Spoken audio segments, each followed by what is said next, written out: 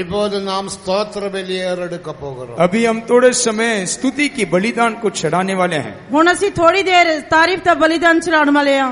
முதலாவது தேசத்துக்காக நாம் ஸ்தோத்திரிக்க போறோம். प्रथम तो से देश के लिए हम धन्यवाद करने वाले हैं. ਸਭ ਤੋਂ ਪਹਿਲਾਂ ਅਸੀਂ ਦੇਸ਼ ਦੇ ਲਈ ਤਾਰੀਫ ਕਰਨ ਜਾ ਰਹੇ ਹਾਂ. கர்த்தருடைய வருகை நாள் மற்றும் தேசமானது இதே நிலைமையில் காணப்பட வேண்டும். प्रभु के आगमन तक देश जो है इसी अवस्था में पाया जाना चाहिए.